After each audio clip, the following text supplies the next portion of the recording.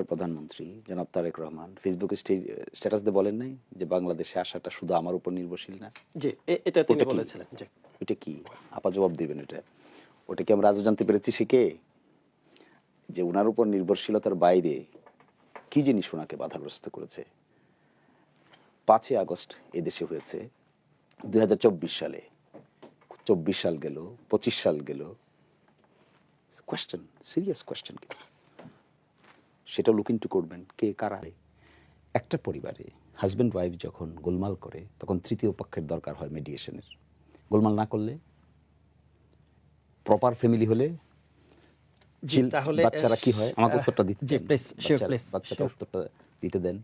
Healthy children develop করে। আর যদি আপনি সারাক্ষণই ঝগড়া করবেন, বিবাদ করবেন, তখন তৃতীয় পক্ষ আসবে মিটমাট করার জন্য। ভালো না তো এটা। কিন্তু আপনি ঝগড়া ছেড়ে দেন, তাহলে তো তৃতীয় পক্ষের দরকার নেই। আজকে বলছি, আমার এখনো মনে আছে, আমার লার্নের সিনিয়র ছিলেন মিস্টার আব্দুর রাজ্জাক। উনি আমাকে বললেন যে জনাব কে এম হাসান সাহেব তখনকার যে তত্ত্বাবধায়ক সরকারের প্রধান হলেন না, একজন প্রভাবশালী রাষ্ট্রদূত ওনাকে সকালে বাসায় গিয়ে দেখা করে বলেছেন যে আপনি ডিক্লাইন করবেন, তত্ত্বাবধায়ক সরকারের প্রধান হবেন না। উনি ডিক্লাইন করলেন। ক্রাইসিস বেড়ে গেল। আজকে উনি জীবিত নাই। এবং উনি, আমি সেখানে হাজির ছিলাম, কে বললেন আমাকে যখন এসে থ্রেটের সুরেই বললেন যে আপনি তত্ত্বাবধায়ক সরকারের দায়িত্ব নিতে রাজি হবেন না। অ্যাকর্ডিংলি হি ডিক্লাইন্ড। শিশির মনি, একটু আসতে চাই আপনার কাছে। নীলুফা চৌধুরী মনি আপা যেটা বলছিলেন যে কেউ কেউ এই সরকারকে ২০ বছর বা ৫০ বছর ক্ষমতায় দেখতে চেয়েছিল, কিন্তু ডিপ স্টেট তো একটা স্ট্র্যাটেজি দিয়েছিল যে ২৯ সাল পর্যন্ত ক্ষমতায় থাকার জন্য তারা একটা স্ট্র্যাটেজি দিয়েছিল। সেটি তাহলে কেন বাদ দিয়ে নির্বাচন দিল অন্তর্বর্তী সরকার, বা কেন তারা সেটি বাদ দিল? তারা তো থাকতে চাইলে তো ২৯ পর্যন্ত থাকতে পারতেন। দেখেন, আমরা বলছি না ডিপ স্টেট। তাহলে ডিপ স্টেট কি? স্টেট তো একটা আছে, তো বাংলাদেশ তো এটা। যখনই আপনি বলবেন স্টেট, তখন বলতে হবে যে এটার 3টে অর্গান আছে। একটা জুডিশিয়ারি আছে, একটা পার্লামেন্ট আছে, একটা এক্সিকিউটিভ আছে। আমাদের দেশে কি এগুলো প্রপারলি ফাংশন করে? যখন প্রপারলি ফাংশন করে না, তখন আদার কনসিডারেশন আসে। ধরুন, আমাদের দেশের ডেমোক্রেসি যদি ম্যাচিউরড হতো, আমরা একে অন্যের বিরুদ্ধে এই আননেসেসারি কেওয়াস ক্রুয়েলটিতে না যেতাম, আজকে ডেমোক্রেসি কত ম্যাচিউরড ডেমোক্রেসি হতো।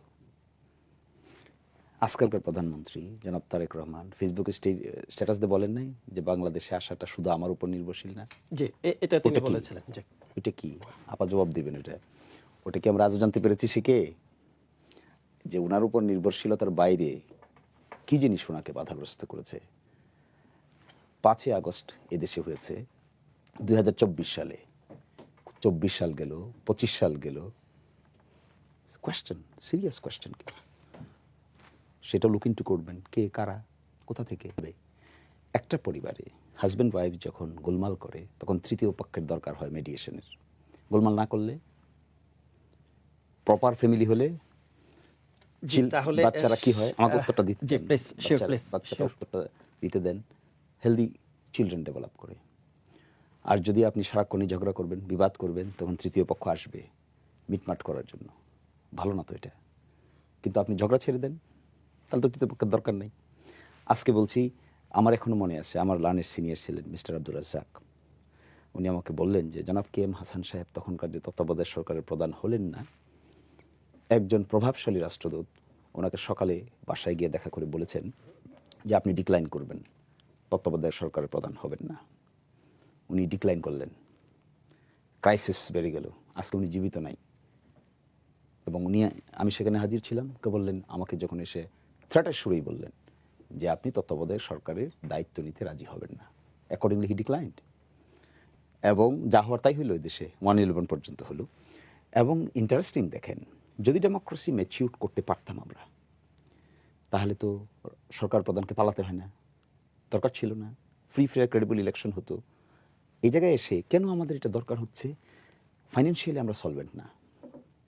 ক্যাপাসিটির দিক থেকে রাষ্ট্রটা এখনও নিজের পায়ে দাঁড়িয়ে তার শক্তি সামর্থ্য প্রমাণ করার মতো রাজনৈতিক কালচার ডেভেলপ করতে পারে নাই। আমরা যখন বসি তখন ডোনার এজেন্সি দরকার হয়। আমাদের বাজেট ইমপ্লিমেন্টেশন করতে গেলে ডোনারদের ছাড়া বাজেট ইমপ্লিমেন্টেশন হয় না। আমাদের যে এক্সপোর্ট যে সমস্ত জিনিস আমরা করি, এগুলো শুধু আমরা এককভাবে নিয়ন্ত্রণ করি না, অনেক কিছু জিনিস নিয়ন্ত্রণ করে। তাদের চাওয়া, তাদের না চাওয়া, তাদের প্রায়োরিটি, তাদের ভালো, তাদের মন্দ, এখানে অ্যাক্টিভ। মানে এই সরকার এখন যারা সরকারে আছেন তাদের পেছনে কি ডিপ স্টেটের কোনো ভূমিকা আছে কিনা? থাকবেই, সকল সরকারের আমলেই থাকবে। যতক্ষণ পর্যন্ত আমরা ম্যাচিওর ডেমোক্রেটিক কালচার ডেভেলপ করতে না পারবো, আমাদের সমস্যা আমরা বসে সমাধান করতে না পারবো, ততক্ষণ পর্যন্ত ডিপ স্টেটকে নিয়ে আপনি নেগেটিভ অ্যাটিটিউড দেখানোর কোনো কারণ নেই। থাকবেই। এইরকম স্টেটে, এইরকম সরকারি ফাংশনে, এইরকম অ্যাডমিনিস্ট্রেটিভ মেকানিজমে সেলফ সাফিসিয়েন্ট যতক্ষণ পর্যন্ত আপনি হতে পারবেন না, বাংলাদেশের রাজনীতিতে ভারতের ভূমিকা আছে না? Can you deny it? Can anybody deny it? আর গতকালকে ভারতের সরকার মানে না পারার কোন কারণ নাই। কারণ নেই। গতকালকে ভারতের সরকারের দুটো স্টেটমেন্ট আছে, দুটো স্টেটমেন্ট পড়বেন। আর এক বছর আগে ভারতীয় সরকারের দুটো আচ্ছা, তাহলে কি এই যে এই ডিপ স্টেটের কথা যখন সামনে এলো, তাহলে এখন সরকারের একটি গুরুত্বপূর্ণ পদে যিনি আছেন তিনি অন্তর্বর্তী সরকারের আমলে উপদেষ্টা ছিলেন, নিরাপত্তা উপদেষ্টা ছিলেন, এটিও কি ডিপ স্টেটের কোনো চাপ ছিল কিনা? আবার আসি আমরা, তাহলে আবার যেতে হবে, ওই ডিপ স্টেট কিন্তু সারফেসে থাকে না। তাহলে কি করে ওরা? ওদের বিভিন্ন স্টেক থাকে একটা গভর্নমেন্ট ফরমেশন কিংবা গভর্নমেন্ট ফর্ম হয়ে যাওয়া আসার সঙ্গে। এই গ্রুপ অফ পিপল দেশ চালালে তাদের কিন্তু ইন্টারেস্ট থাকে। ওই ইন্টারেস্টে তারা চায় এই গ্রুপ অফ পিপলকে নার্চার করতে। আপনি দেখবেন পৃথিবীর বিভিন্ন দেশে যে সমস্ত জায়গায় মাস আপসার্জ হয়েছে, আরব বসন্ত হয়েছে, এই সমস্ত জায়গায় আপনি দেখবেন 10 বছর 20 বছর ধরে বিভিন্ন ফরেন পাওয়াররা ইয়োধদেরকে আস্তে আস্তে আস্তে আস্তে গড়ে তুলে ওপিনিয়ন এক্সপ্রেস করার জন্য। ফলে আসিফ যে কথা বলছি, এই জন্য তাকে ইন্টারোগেশনে আনতে হবে। It's not at all necessary, this is vindictive, this is open secret. এখনও আছে এই দেশে, থাকবেই। আপনি এখন বাজেট করবেন, আমার আপারা সরকারে আছেন, বাজেট করবেন না? করুক দেখি নিজের পায়ে দাঁড়িয়ে পূর্ণাঙ্গ বাজেটটা করতে পারে কিনা, নাকি ফরেন ডোনেশন লাগে? এখানেও ডিপ স্টেটের সহযোগিতা লাগে না। আমি বলছি এই ফ্যাক্টরগুলোকে আপনি বা আমরা এখন নেগেটিভ দেখছি না, ডিপ স্টেটকে নেগেটিভ। একটা সরকার যখন থাকে, it depends on how the government can play with those power. Government যদি সাকসেসফুলি প্লে করতে পারে, তাহলে ডিপ স্টেট অনেক সময় ইউজফুল হয়। একটু সরল প্রশ্ন করি, তাহলে এই যে ডিপ স্টেট আসলে কারা একটু আপনি দেখতে বুঝতে চাই পাবেন না। আপনার কাছে। আপনাকে যদি বলি আপনি অন্ধকার ঘরে একটা কালো কাপড় খুঁজেন, পাবেন? ঘরটা তো অন্ধকার, কালো কাপড় তো আপনি দেখতে পাবেন না, তা কালারের মধ্যে বিলীন। এক্স্যাক্টলি আমাদের দেশে যেখানে বসে আমরা আলোচনা করছি, তাদের বাংলাদেশ পরিচালনায় স্টেক আছে না? সরকার যেই আসুক যেই যাক, মিডিয়া হাউসগুলো স্টেক আছে না? দেখতে পান? দেখতে পাই আমরা কেউ? কিন্তু নিশ্চয়ই অপছন্দের বিষয় আছে, আছে, থাকবেই, থাকতেই হয়। এবং এই জিনিসগুলো আসিফ যে কথা বলেছে, আমরা তখনও শুনতাম অমুক প্রস্তাব দিচ্ছে এত সাল পর্যন্ত, অমুক প্রস্তাব দিচ্ছে এত সাল পর্যন্ত। এসব কিছুর কেন্দ্রবিন্দু কি? কারণ আমরা ডেমোক্রেসি বিল্ড আপ করতে পারি নাই। এই জন্য যখনই আমাদের মধ্যে সরকার পতন হয়, তখন ওই শক্তিগুলো যার যতটুকু স্টেক আছে, তারা একটা নিয়ন্ত্রণ কিংবা নিজস্ব লোক ফিট করার চেষ্টা করবেই। এটা আমাদের দোষ, এটা তাদের কোনো দোষ না। না, শেখ হাসিনা যখন ক্ষমতায় ছিল তখনও কিন্তু বহির শক্তি থেকেও কিন্তু তাকে নানা সময় নানা ধরনের পরামর্শ প্রলোভন দেখিয়েছিল। হয়তো তিনি সেটি শুনলে হয়তো তাকে যাওয়া প্রয়োজন হতো না, এরকম। এক্স্যাক্টলি। এখন দেখেন, যেমন এখন দেখেন, এখন বিরোধী দলে আছি আমরা না? সরকার যদি এখন পার্লামেন্টকে পাশ কাটিয়ে যা ইচ্ছে তাই করে, তাহলে ডিপ্লোম্যাটস যারা আছে তারা এগুলো জানতে চাইবে, বিরোধী দলের কাছে প্রশ্ন উত্তর জানতে চাইবে। আমরা ডিপ্লোম্যাটসদেরকে নিয়ে মিটিং আয়োজন করব, ব্রিফ করব, ইফতার পার্টির আয়োজন করব, কথা বলবো। অতীতে আমরা দেখেছি না যে তখনকার সরকার ডিপ্লোম্যাটদের দিয়ে মিটিং করতেও দিত না, কারণ তারা চাইতো না যে তাদের এই ইনফরমেশনগুলো এখানে শেয়ার হোক, আলোচনা হোক। সরকার যদি অ্যাকোমোডেটিভ হয়, ডেমোক্রেসি যদি ম্যাচিউরড হয়, পারস্পরিক আলাপ আলোচনার মাধ্যমে যদি সমাধান করা যায়, তাহলে তো আর থার্ড পক্ষের কোনো প্রয়োজন নেই।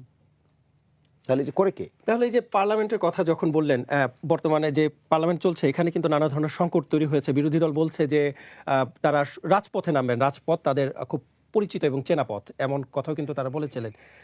তো সেক্ষেত্রে রাজপথে যদি নামেন, তাহলে সেক্ষেত্রে ডিপ স্টেটের আরো সুবিধা হবে কিনা, বা তারা আরো সুযোগ পাবে কিনা, মানে এই সুযোগটাই বিরোধী দল আসলে দিচ্ছে কিনা? আমরা বলেছি যে আমরা পার্লামেন্টের ভিতরে কনস্ট্রাকটিভ অপোজিশনের ভূমিকা পালন করতে চাই। আমরা রাস্তায় পারতপক্ষে যেতে চাই না। Government should not take any initiative which will ultimately force us to go to the street. এটা আমরা চাই না। আমরা চাই পার্লামেন্টের বাউন্ডারির ভিতরে যতটুকু আমাদের ইন্টেলেকচুয়াল ক্যাপাসিটি আছে, আমরা আমাদের কন্ট্রিবিউশনটুকু রাখতে চাই to restructure the nation for future. কিন্তু যদি এমন হয় গভর্নমেন্ট অযৌক্তিক কর্মকাণ্ড চালিয়ে যেতেই থাকে, তাহলে পার্লামেন্টে তো তার অ্যাবসলিউট মেজরিটির জুড়ে যদি অ্যাবসলিউট স্টেপ নিতে থাকে, ignoring all public interest, then what would be the alternative? তাহলে ডিপ স্টেটকে ইনভাইট করার ক্ষেত্রে শুধুমাত্র বিরোধী দলকে দোষ দিতে হবে না, government is also held responsible. জি, ধন্যবাদ আপনাকে। জনাব নীলুফার চৌধুরী মনি, একটু আসতে চাই আপনার কাছে। জনাব শিশির মনি একটি প্রশ্ন রেখেছেন, সেটি হচ্ছে সম্প্রতি তারেক রহমান যখন দেশে ফিরবেন তার আগে তিনি একটি স্ট্যাটাসে বলেছিলেন যে দেশে ফেরা তার একার উপর নির্ভর করে না। সেটি আসলে কেন বলেছিলেন, এই প্রশ্ন উত্তর একটু জানতে চান শিশির মনির, আমিও জানতে চাই। দেখেন, এটা উনি বলেছিলেন আমার একার উপর ডিপেন্ড করে না, ঠিক আছে, এই কথাটা শিশির মনির বললেন, এটা বলবেন আমি জানতাম। এটাই কিন্তু প্রমাণ করে না যে এটা ডিপ স্টেটের কাজ। যদি ডিপ বলতে অনেকেই বলছে, এত ঝানু ঝানু ব্যারিস্টার তারা বলছে, তারা বুঝে না ডিপ স্টেট। তো আসলে এরকম বাতাসে ছাড়া মানুষের জীবন চলে না। এখন বাতাসকে কিভাবে মূল্যায়ন করবে? বাতাস তো আমরা কেউ দেখি না। ওইভাবে যদি বলে আমার কিছু বলার নাই।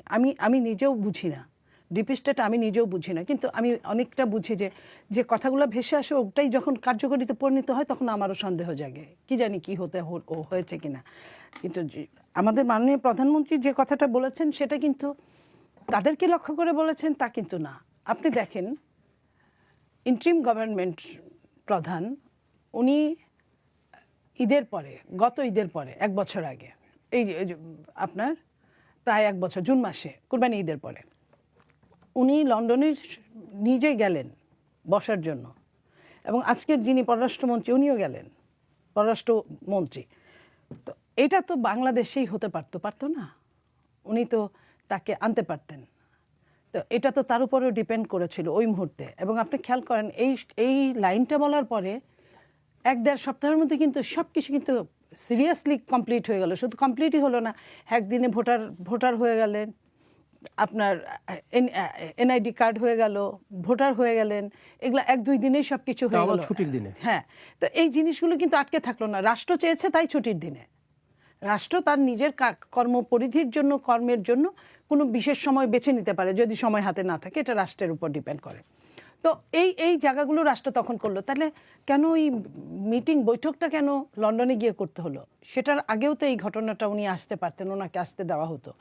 এই জিনিসগুলো আমরা যদি চিন্তা করি যে ওই সময় রাষ্ট্রের, যেটা আসিফ বলেছেন, যদি এটাই হয় যে আমাদেরকে থাকতে বলেছে, থাকার প্রয়োজনেই হয়তো বা বিএনপির চেয়ারম্যানকে দেশে আসতে দিতে তারা অনিচ্ছুক ছিলেন। সব কিছুতেই তারা মনে করেছিলেন যে তারা একটা কানে ফু দিয়ে আমরা হয়তো চলতে পারবো, আমরা অনেক দিন থাকতে পারবো, বিশেষ করে 29 সাল পর্যন্ত তো অবশ্যই। কিন্তু তারা তো থাকেননি, তারা তো নির্বাচন দিয়েছেন। তারা যে থাকেন নাই না থাকতে পারেন নাই এটাও ব্যাপার। যে মানুষটি এই কথাটা বললেন তাকেও তো নামাতে কত ব্যাক পেতে হয়েছে। নিজে থেকে তো নাহিদ যেমন নিজে থেকে রেজিগনেশন দিয়েছিলেন, তারা কিন্তু ওইভাবে দিতে চান না, একদম নির্বাচনের আগে তাও দেন কিনা এরকম একটা অবস্থা ছিল। তো তারা যে নিজেরা যেতে চান না এটা তাদের অনেক কর্মকাণ্ডে বোঝা গেছে।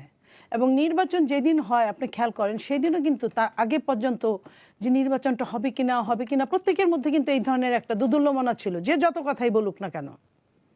এবং নির্বাচন যে ঠিকভাবে নাও হতে পারে, নির্বাচনের আগে একটা বড় ঘটনা ঘটতে পারে, দুর্ঘটনা ঘটতে পারে, এটা কিন্তু খোদ আপনার চিফ অ্যাডভাইজার নিজেই বলেছিলেন। অন্যরা তো বলেছিলেনই, উনি নিজেও এই কথাটা বলেছিলেন একের অধিকবার, যে নির্বাচনের আগে বড় কোনো দুর্ঘটনা ঘটতে পারে। তো এই জায়গা থেকে প্রমাণ হয় যে তারা আপনার, এখন তো কেউ বলে না, এখন সবাই কিন্তু সমালোচনা করে ইন্টারিম গভর্নমেন্ট প্রধানের। তখন কিভাবে নামাজ পড়া শেষ হলেই ঈদগাহ মাঠ থেকে শুরু হতো যে তার 50 বছর থাকা উচিত, তার 10 বছর থাকা উচিত, তার 5 বছর। তো ফেসবুকে আমরা অনেকের গুরুত্বপূর্ণ ব্যক্তিদের পোস্ট দেখেছি। তো এই জায়গা থেকে তাদের যে থাকার ইচ্ছে ছিল, তাদেরকে তারা যাদেরকে মাস্টার মাইন্ড বলেছিল, অথবা তাদেরকে যারা নেপথ্যে রেখেছিলেন, তাদেরও যে রাখার ইচ্ছে ছিল, তারাও কিন্তু ওপেন এই কথাগুলো বলেছে যে আমরা এত তাড়াতাড়ি নির্বাচন চাই না, আগে আমরা আরেকটু পুক্ত হই বা কিছু। তো এই জায়গাগুলো থেকে আমি বলতেই পারি, এবং আমার নেতা ওনার ওই কথাই প্রমাণ করে না যে ডিপ স্টেট চায় না বলে উনি আসতে পারেন না। আর আরেকটা কথা বলেছেন আমাদের বিরোধী দলীয় নেতা, যে ভারতের চাপ বা অন্যান্য চাপ, সমস্ত পৃথিবীতে এখন যে অবস্থা, জিও পলিটিক্সের যুগ, এই জিওতে চাপ নাই হেন দেশ বোধহয় খুঁজে পাওয়া যাবে না। যারা মুরল, যারা বিশ্বকে চালায়, তারাও কিন্তু চাপের মধ্যে থাকে। ইরানের দ্বারা আমেরিকা চাপে থাকবে, এটা তো আমেরিকা চিন্তা করে না, ভাবছে 1-2 ব্যাপার, একটা বোতামে চাপ দিলেই ইরান ঠান্ডা হয়ে যাবে। তো তারাও কিন্তু চাপের মধ্যে, যে ইসরায়েল এত কিছু করছে সারা বিশ্বে, সেও চাপের মধ্যে আছে। তারও নেতা মারা গেছে কি না যায় নাই সেটাও কিন্তু তারা সব কিছু প্রকাশ করে না। তো সেই জায়গা থেকে বলতে চাই, এই চাপ নিয়ে আমাদের থাকতে হবে। আর প্রতিবেশী দেশ যদি 3 দিকে যদি একটা দেশ হয় তাহলে তো বলাই বাহুল্য। আমরা চাই বা না চাই, তাদের বাইরে আমাদের সব সময় যাওয়া সম্ভব হয় না, তাদের বাইরে। কারণ এই যে দেখেন, এই যে তেলটা এখন আসছে, তার উত্তর পেয়েছেন। আমি বলি, এই যে তেলটা আসছে, আমি আরেকটু লেন্দি করছি এখানে। তেলটা আমার যে জনগণের কি যে কোনো মূল্যে তেল দরকার। এখন আমার তো অন্য কোনো ওয়ে নাই।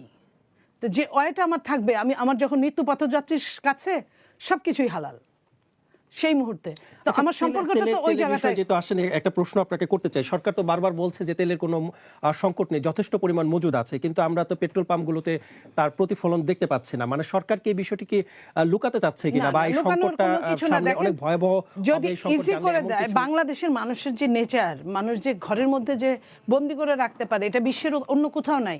বিশ্বে যখন আমেরিকা, ব্রিটেনের মতো জায়গাগুলায় যখন আপনার বলা হয় যে এটা ক্রাইসিস চলছে ডিমের, তখন খুদ প্রাইম মিনিস্টার থেকে শুরু করে প্রত্যেকেই, তার যদি ঘরে 4টা ডিম লাগে 4টাই কিনে, 5টা কিনে না। কিন্তু বাংলাদেশ এমন, সে 400 ডিম কিনে, তার সামর্থ্য থাকলে কিনে ফেলে রাখবে ঘরের মধ্যে। আচ্ছা, কেন কিনবে না? আপনি আমাকে এটা একটু বলবেন যে কেন কিনবে না? কারণ পেট্রোল পাম্পগুলোতে গেলে তো তেল পাওয়া যাচ্ছে না, মানুষ তো এমনিতেই শঙ্কায় আছে। তাহলে কেন যখন ইজি করে দিয়েছিল তখনই কিন্তু আপনি লাইনে যত পার্সেন্ট নিছেন। যখন ইজি করে দেওয়া হয়েছিল তখনও কিন্তু আমি আপনাকে বলি, প্রত্যেকটা গাড়িগুলোর কথা বলি, 50 থেকে 100 লিটার মিনিমাম তেল ধরে। মানুষ কিন্তু যখন তেল অ্যাভেলেবল তখন কিনে না, এই এতগুলা তেল কিন্তু কিনে না। 10 লিটার 20 লিটার আমরাও চলিত, আমরাও এইভাবেই কিনি। কিন্তু প্রত্যেকটা গাড়ি যদি 100 লিটার করে তেল ঢুকায়, লাইনে যারা আছে 100 লিটার করে ঢুকাইলে কিন্তু 100টা গাড়ির মধ্যে কিন্তু তার এক বড় ট্যাঙ্ক লরির তেল সে চলে যাবে। তাহলে কি হবে? ক্রাইসিসে পড়বে, আবার তেলটা আসতে আসতে টাইম লাগবে। তো 200 গাড়ি তো ফ্যাক্টর না। আপনি একটা, আমি আস্তে আস্তে দেখলাম আজকেও 200 300 500 গাড়ি একটা মাইলকে মাইল লম্বা দাঁড়ায় আছে। তো এখন আপনার যা সামর্থ্য আছে সম্পূর্ণ দিয়ে আপনি তেল কিনছেন, তো আপনি পুরো ট্যাঙ্কার ভর্তি করছেন, আপনার কয়টা ট্যাঙ্কার লাগবে? সরকার তো আসলে জনগণের শঙ্কা সে দূর করতে পারছেন না। সরকার কি বলেছে শুনেন, এর আগে কিন্তু নরমাল নিয়ম অনুযায়ী 3 মাসের তেল থাকা জরুরি, কিন্তু কোনো সরকারই রাখে নাই। এর আগের সরকার, ইন্টারিম গভর্নমেন্ট, কয় দিনের তেল রেখে গেছিল, খুব কম দিনের তেল রেখে গেছিল। এখনো কিন্তু মন্ত্রী মহোদয় কি বলছেন যে আমার 1 মাসের তেল আছে। কিন্তু 1 মাসের তেল যদি আপনি, এই যে 1 মাস বলছে, আপনি ঘর বুঝাই করে তেল ফেলে, আপনি এর মধ্যে তো একজনের, এক ব্যক্তির ওইখান থেকে প্রায় ধরেন গাজী ট্যাঙ্কের 1 ট্যাঙ্কার মানে 1 ট্যাঙ্ক লরি তেল আপনার পাওয়া গেছে 10,000 লিটার।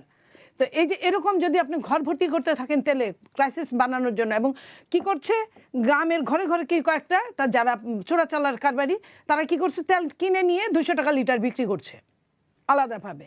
এই যে কৃত্রিম ক্রাইসিস যে সৃষ্টি করছে, এটার জন্য আপনারা সাংবাদিক, আপনাদেরও কিন্তু এখানে কাজ আছে। আপনাদেরও কিন্তু জাতির উদ্দেশ্যে বলা দরকার যে আমরা সবাই মিলে যা পাই সবাই মিলে ভাগ করে খাই, তাহলে কিন্তু সমস্যা হবে না। আর এই তেল ক্রাইসিস কিন্তু বাংলাদেশের না, সমস্ত বিশ্বে। একটি মানে বিষয় আপনার কাছে, তারপর আমি লাইনটা শেষ করি। তিনি বলেছেন যে তারা যখন ক্ষমতা ছেড়েছিলেন, তৎকালীন সরকারের পারচেজিং যে কমিটি আছে সেই কমিটিতে তিনি ছিলেন, এবং তারা যখন ক্ষমতা ছেড়েছেন তখন 2 মাসের তেলের মজুদের রেখে আসছেন, সেটি এখন 1 মাসের, মানে এত দ্রুত শেষ হয়ে গেল। শোনেন, 2 মাসের তেল আপনি নিজে বলেন, তেল তো এমন জিনিস না যে হাড়ি পাতিল ভরে রাখা যায়। সরকারের যে কারখানাগুলো আছে সেখানেই রাখা ছিল। তাহলে তারা যদি 2 মাসের তেল রেখে গেল, তাহলে এই তেলটুকু কে খেলো? এই তেলটা কোথায় যাবে? তেল তো এই যে এই সমস্যার সৃষ্টির পরে তেল নিয়ে আসা হচ্ছে, তাহলে তেল আনতে হলো কেন? আমি তাকে আপনার মাধ্যমে প্রশ্ন করছি। প্রতিদিন তেল আসছে, তেল ভারত থেকে আনছে, তেল হুরমুজ প্রণালী আপনার বলে দিচ্ছে যে বাংলাদেশের তেল আসতে কোনো বাধা নাই। তারপরে তেল অন্যান্যভাবে বাংলাদেশ সরকার চেষ্টা করছে। তাইলে আপনার 2 মাসের তেল রেখে গেলে সরকার আসছে 1 মাস 2-1 দিন, 2-4 দিন। এই 1 মাস 2-4 দিন আর 2 মাস আপনার তাহলে তেলগুলো গেল কই? তারা তো ফেব্রুয়ারির 17 তারিখে দায়িত্ব ছেড়েছে, তখন যদি দেখে যে 2 মাসের তেল আছে, তাহলে এই তেল কোথায় গেল তাকেই জবাব দিতে বলেন, তাকেই এনে বলেন। ধন্যবাদ। আমি আসবো আপনার কাছে আরো একবার। জনাব শামীম হায়দার পাটোয়ারি, আসতে চাই আপনার কাছে একটি বিষয় আপনার নজরে আনতে চাই, সেটি হচ্ছে গত বুধবার রাতে গাইবান্ধার পলাশবাড়িতে থানায় ঢুকে পুলিশের উপর যে হামলা করা হয়েছে, সেখানে কয়েকজন পুলিশ আক্রান্ত হয়েছেন, হামলার শিকার হয়েছেন। এখনো আসলে পুলিশের উপর কেন হামলা হচ্ছে? ওই যে বললাম, সেটা আপনার এলাকার, আমার এলাকার পাশের এলাকায়। আসলে জাতিকে এক করার কোনো চেষ্টা ডক্টর ইউনূস করেনি, জাতিকে এক করার কোনো চেষ্টা বিগত সরকার করেনি, বর্তমান সরকারও করতে শুরু করেনি। আমরা তো এই অনেকের মধ্যে আছি এখানে। পুলিশকে সবাই আগের 17 বছরের ভূমিকা নিয়ে বিতর্কিত করছে। পুলিশ ছাড়া কি দেশ চলবে নাকি? পুলিশ ছাড়া রাষ্ট্র চলবে নাকি? কখনোই চলবে না। তো ওই জাস্টিস কায়ানি একটা কথা বলতেন যে আমি যখন সচিবের কাছে গাড়ি চেতাম তখন সচিব বলতো ফান্ড নাই। আবার ওই সচিবকে যখন পলিটিক্যাল গভর্নমেন্ট চাকরিচ্যুত করতো উনি আমার কোর্টে এসে বলতো আপনি অনেক ক্ষমতাবান, আপনার হাত অনেক লম্বা। ওই যে পুলিশকে আমরা আঘাত করছে যারা, তারা বুঝতেছে না কিছুদিনের মধ্যে তাদের পুলিশ প্রশাসন লাগবে, সবার লাগবে। তো ওইটা রাষ্ট্রচিন্তা তো অনেক বড় চিন্তা, আসলে সবাই এই চিন্তা থাকতে পারে না। আর নিষ্ঠুর রাষ্ট্র হয়ে গেছিল বাংলাদেশ। নিষ্ঠুর রাষ্ট্রের ভিকটিমদের কাছ থেকে আমরা উদারতা আশা করতেও তো সময় লাগবে, কাম ডাউন প্রসেস লাগবে। জনাব তারেক জিয়া তো আর টম টিডিকে হেরি না, মানে রাস্তার কোনো ব্যক্তি না যে যখন তখন যেখানে খুশি আসতে পারবে। কোকো সাহেবের মৃত্যু নিয়েও একটা সন্দেহ আছে। খালেদা জিয়াকে 2 বছর জেলে রাখা হয়েছিল। তারেক জিয়া জিয়াউর রহমানের লাস্ট সার্ভাইভিং সান। তো উনি অবশ্যই বিচার বিবেচনা করেই দেশে আসছেন অনেক পরে, যদিও আমরা সেই সময় আমার মনে একটা রিডেল ছিল যে কেন 5ই আগস্টের পরে এতদিন লাগলো তারেক জিয়ার আসতে। তার মানে এখানে অনেক এক্স ফ্যাক্টর আছে, মানে আওয়ামী লীগ ক্ষমতায় নাই কিন্তু তারেক জিয়া দেশে ঢুকতে পারছে না। এটার কি ইকুয়েশন? আমি এই ইকুয়েশনটা কখনো বুঝতে পারিনি। এটা জবাব ইউনূস গভর্নমেন্টকেও দিতে হবে একদিন, যে কেন আপনাদের সময় তারেক জিয়া আসতে পারলো না, কেন দেরিতে আসলো। তার মানে ইউনূস গভর্নমেন্টও ট্রাই করেছিল লম্বা সময় ক্ষমতা থাকার জন্য, একটা এক্সপেরিমেন্ট তারা ইনিশিয়ালি করেছিল। এই ছেলেরাই কিন্তু একসময় বলেছিল যে 29 সাল পর্যন্ত আওয়ামী লীগ থাকতো, এই সরকার 29 সাল পর্যন্ত থাকবে। এটা ভ্রান্তকর মতবাদ। কারণ আপনি যখন সংসদ ভেঙে দিয়েছেন, আপনার 3 মাসের মধ্যে ইলেকশন হওয়ার কথা, আপনি 3 মাসের জায়গায় 15 মাস পরে ইলেকশন দিলেন, আপনি 29 সাল পর্যন্ত রাখবেন, এটার কোনো জাস্টিফিকেশন নাই। ডক্টর ইউনূস স্যার যখন নামাজ পড়তে গিয়েছেন, ঈদের নামাজ, অনেকে বলেছিল 10 বছর 10 বছর 10 বছর। বাংলাদেশের মানুষের কি খেয়ে দিয়ে কোনো কাজ নাই যে একজন প্রধান উপদেষ্টাকে দেখেই 10 বছর করে করবে? ইট ওয়াজ আর্টিফিশিয়ালি প্লান্টেড। উনিও ট্রাই করে দেখছেন 10 বছর থাকা যায় কিনা। যদিও আমরা 2-3 মাসের মধ্যে বুঝে গিয়েছিলাম যে এই গভর্নমেন্ট দীর্ঘদিন থাকবে না। তবে আমরা পরবর্তী ফরম্যাটটা বুঝতে পারছিলাম না। পরবর্তী ফরম্যাটটা কি একটা বৈপ্লবিক ইসলামিক সরকার হবে, একটা আর্মি ব্যাক গভর্নমেন্ট হবে, নাকি একটা ইলেক্টেড গভর্নমেন্ট হবে? তো আমাদের কাছে মনে হয়েছে এই 3টা অপশনের মধ্যে সামহাউ ইলেক্টেড গভর্নমেন্টটা যে কোনো অপশনের থেকে কম খারাপ হবে। এবং যখন তারিক জিয়া যেদিন বাংলাদেশে আসলেন সেদিনই আমাদের মনে হয়েছে ইলেকশন হবে, ইলেক্টেড গভর্নমেন্ট সামনে আসবে। কারণ এই ইলেক্টেড গভর্নমেন্ট কত ভালো হবে খারাপ হবে ইয়েট টু সি। কিন্তু জনাব তারেক জিয়া ভাগ্যবান, ওনাকে ঘিরেই সেমি ডেমোক্রেটিক ট্রানজিশনটা হয়েছে এবং ওনাকে ঘিরেই সবাই মনে করেছে সমাধানটা হলো। এখন এটাকে ওনার ক্যারি করতে হবে, এটা বিশাল বার্ডেন। এটা ক্যারি করার জন্য অনেক বড় মন লাগে, অনেক শক্তি লাগে, অনেক এনার্জি লাগে। উনি ভিকটিম, 1/11 উনি টর্চার হয়েছিলেন চরমভাবে। ওনার মাকে 2 বছর জেলে রাখা হয়েছিল, ওনার ভাই মারা গেছে, উনি দেখতে পারেননি। 1/11 যারা কুশীলব তারা কিন্তু এখন গ্রেপ্তার হচ্ছে। এই বাংলাদেশের একটা প্রবলেম হলো গভর্নমেন্ট পরিবর্তনের সাথে সাথে ন্যারেটিভস চেঞ্জ হয়ে যায়। কিসের কুশীলব? কি কুশীলবটা কি? আপনাকে তো বললাম 1/11 হয়েছে টুজডে ক্লাবের মাধ্যমে। 1/11 হয়েছে বিকজ অফ একতরফা ভোটের দিকে দেশ যাচ্ছিল। যে এটা 1/11 সফল হয়েছে, 14 সালে এটা সফল হয়নি। 14 সালে এটা এরশাদ চেষ্টা করেছিল। এরশাদ যখন ভোটটা বর্জন করলো 14 সালে, তখন তো একটা 1/11 হওয়া উচিত ছিল, হয়নি। না হওয়ার কারণেই বাংলাদেশের এই অবস্থা। যদি 6 সালে 1/11 না হতো তাহলে 14 থেকে 24-এর যে বন্ধ্যাত্বে বাংলাদেশ চলে গিয়েছিল, ওই সময়ে বন্ধ্যাত্ব শুরু হতো এবং সেটা লিড করতো বিএনপি জামাত। সে দায়টা বিএনপি জামাতের জন্য বিশাল হতো। বিএনপি জামাত ভাগ্যবান যে 1/11 হয়েছে, তাদেরকে 10-12 বছরের একটা টাইরানি ভাবে দেশ চালাতে হয়নি। শেষ করে দিচ্ছি, 1/11 না হলে দেশে একটা একতরফা ভোট হতো, ভ্রান্ত একটা ভোটে বিএনপি জামাত ক্ষমতায় আসতো, ক্ষমতায় থাকতে পারতো না। 1/11 ইন এ সেন্স ব্লেজিংস, এবং 1/11কে বিএনপি ওন করে, জামাতও ওন করে। তারা 8 সালে ভোটে গেছে না, তারা জেনে শুনে বুঝে তো 8 সালের ভোটে গেছে। যাদেরকে আপনি এখন কুশীলব বলছেন, বিকজ তারা তখন আপনার দলের বিরুদ্ধে অবস্থান নিয়েছে অথবা ইনক্লুশনের পক্ষে অবস্থান নিয়েছে। কুশীলব শব্দটা এখানে মোটেও মানানসই না। সেনাবাহিনী একটা বিশাল ইনস্টিটিউশন, সেনাবাহিনী পলিটিক্সে নাক গলাতে চায় না, অ্যাটলিস্ট 91-90-এর পর থেকে কখনই চায় না। তারা বাধ্য হয় কখন? যখন বড় দুটি দল একত্রিত হয়ে সিদ্ধান্ত নিতে পারে না, তখন বাধ্য হয়। তো 2006 হচ্ছে আওয়ামী লীগ বিএনপির দ্বন্দ্বের বাই প্রোডাক্ট। এখানে কেউ কুশীলব না, যেহেতু আওয়ামী লীগ এবং বিএনপি এক হতে পারে নাই, সিদ্ধান্ত নিতে পারে নাই, ডিসিশনগুলো খুবই একতরফা ছিল। 1/11 বাধ্য হতে হয়েছে আসতে, এবং 1/11 আসার পরে যারা ছিল তারা প্রত্যেকে তো কেউ আমেরিকায় চলে গেছে। ফখরুদ্দিন সাহেব তো আমেরিকায় আছেন, জানি না কী অবস্থায় আছেন। মইনুল আহমেদ তো আমেরিকায় আছেন শুনেছি, ব্রিগেডিয়ার আমিন আমেরিকায় আছেন, ব্রিগেডিয়ার বাড়ি আমেরিকায় আছেন। শুধু একজন দেশে ছিলেন, তিনি এখন জেলে। তো তারা সেই সময় দেশের উপকার করতেই আসছিলেন। আমাদের 14 সালে দেশে উপকার করার মতো এরকম সাহসী সেনা অফিসার ছিল না। পার্টলি পিলখানায় মারা গেছে। পিলখানার ঘটনার পর থেকে ওই সাহসী গ্রুপটা আর নাই যারা দেশের স্বার্থে ইন্টারফেয়ার করবে। সেজন্যই এত কিছু হলো। তো আপনি 1/11কে ডিনাই করবেন কারণ আজকে বিএনপি ক্ষমতায় আসছে দেখে, না, হিস্ট্রিকে হিস্ট্রির জায়গায় রাখা উচিত। ধন্যবাদ আপনাকে। জনাব শিশির মনির, একটু আসতে চাই আপনার কাছে, একটু জানতে চাই যে গাইবান্ধার বিষয়টি আপনার কাছেও একটু জানতে চাই যে এই গাইবান্ধা যারা থানায় হামলা করেছেন তাদের পরিচয় তারা জামায়াতের কর্মী, তো সেক্ষেত্রে এখানে জামায়াতের কোনো ইন্ধন ছিল কিনা অথবা জামায়াতের বিরুদ্ধে কি ব্যবস্থা নেবে, আর পুলিশের উপর কেন হামলা এখন হচ্ছে একটু জানতে চাই আপনার কাছে। দুটো জিনিস, আপনি একটা স্পেসিফিক প্রশ্ন করেছেন যে জামাতের কোনো ইয়ে আছে কিনা, আর একটা হলো পুলিশের উপর কেন হামলা। এটা একটা জেনারিক ব্যাপার। পুলিশের উপর কিন্তু আরো 2-4 জায়গায় হামলা হয়েছে। মানে আমি একটু এবং এক জানতে জায়গায় চাচ্ছি দেখবেন মানে পুলিশ অস্ত্র সম্পৃক্ততা কেড়ে বা নিয়ে হচ্ছে আপনারা কি ব্যবস্থা নেবেন এটা। ফার্স্ট কথা হলো, আমরা এই ধরনের কাজকে এন্ডোর্স করি না। যদি এরকম যে বা যারা করেছেন যদি জামাত পরিচয় করে থাকেন তাহলে এটা নিতান্তই তার ব্যক্তিগত লায়াবিলিটি। নিশ্চয়ই আমি আসলে কি ধরনের সাংগঠনিক ডিসিশন হয়েছে তাদের বিরুদ্ধে আমি জানি না, বা জামাতের স্ট্রাকচারের মধ্যে আছে কিনা তাও আমার জানা নেই। এটা আমি ইনকোয়ারি করব, কথা বলবো। নিশ্চয়ই আমরা এটাকে এন্ডোর্স করব না কোনোভাবে। আমরা যেহেতু সেকেন্ড হলো কেন হচ্ছে, আপনি বলছেন যে কেন হচ্ছে এই ধরনের ঘটনা, কেন হচ্ছে। এর বাইরেও দেখবেন বেশ কয়েকটা জায়গায় হয়েছে। এক জায়গায় কিন্তু একজন পুলিশ অফিসার একটা অস্ত্রকে কেড়ে নেওয়া হয়েছে না, এগুলো আপনি যে একটা প্রক্রিয়ার মধ্য দিয়ে আমরা এখন আসলাম এখানে, আমার মনে হয় আরো কিছু সময় দিতে হবে। এগুলো হিলিং প্রসেস থাকে। আমরা তো অনেক সময় রেডিক্যাল পরিবর্তন চাই, পজিটিভটাও রেডিক্যালি চাই, নেগেটিভটাও রেডিক্যালি চাই। It's not the process. পৃথিবীতে এগুলো এই যে 18 মাস যে ছিল অন্তর্বর্তী সরকার, তারা কেন এটা একটা গণ্ডির মধ্যে নিয়ে আসতে পারলেন না, কেন তারা নিয়ন্ত্রণের মধ্যে নিয়ে আসতে পারলেন না? একটা অন্তর্বর্তীকালীন সরকার একটা বিপ্লবোত্তর পরিস্থিতিতে যে পরিমাণ চেষ্টা করেছে, যে পরিমাণ এই ধরনের বিষয়কে মোকাবেলা করে করে তাদেরকে অগ্রসর হতে হয়েছে, I am always ready to give them credit. এবং এটা কোনো ইজি জব ছিল না।